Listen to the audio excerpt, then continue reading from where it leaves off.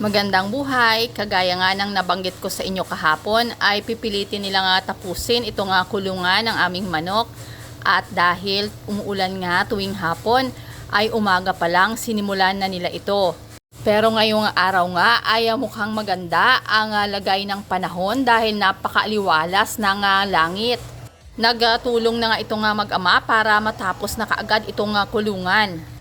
Karamihan pala sa mga ginamit namin dito nga materyales ay made of recycled lang kagaya nga nitong yero at itong mga steel matting.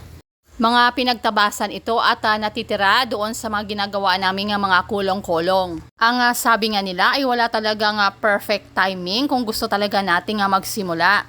Depende na lang kung ano ang available sa inyong mga lugar. Pwede nga kayong gumawa ng kahoy o kawayan na kulungan. At kung meron na mga marunong mag-welding sa inyo ay pwede nyong gayahin itong aming ginawa o kaya naman ay meron kayong naisip na mas magandang design. Saka na nga lang tayo mag-upgrade ng ating mga kulungan kapag kumikita na tayo dito sa ating mga alaga. Ang pinaka-importante dito ay magiging komportable ang ating mga alaga, lalong-lalo na dapat hindi sila nauulanan at naiinitan. Isa pa sa pinaka-importante ay dapat naka-enclose ito para walang madaanan yung mga predators o yung mga aatake sa ating mga alaga. Kaya naman lahat ng mga butas dito na pwedeng daanan ng kagaya ng pusa ay tinakpan. Maliit lang din ang sukat nitong aming ginawang kulungan dahil 7 manok lang ang ilalagay namin dito. At sa wakas ay natapos na nga nilang gawin ito. Ngayon naman ay kukunin na namin yung aming mga alagang manok doon sa likod ng aming bahay at ililipat na sila dito. Halos magkasinlaki nga lang dito yung bago nilang kulungan doon sa mini farm. Ang kaibahan lang ay sementado nga itong kanilang kulungan dito sa aming likod bahay at lupa naman dito sa mini farm. Ang kagandahan ng lupa ay hindi kaagad sila basta-basta mga ngamoy, basta't nililinis lang ito ng mabuti, hindi katulad nga ng sementado. Lalagyan ko pa nga din ito ng ipa o kaya naman ng buhangin para mas maiwasan ang pangangamoy. Ang kagandahan dito sa kanilang bagong kulungan ay tuwing hapon hindi na ito direktang nasisikatan ng araw kung kaya't mas malamig dito.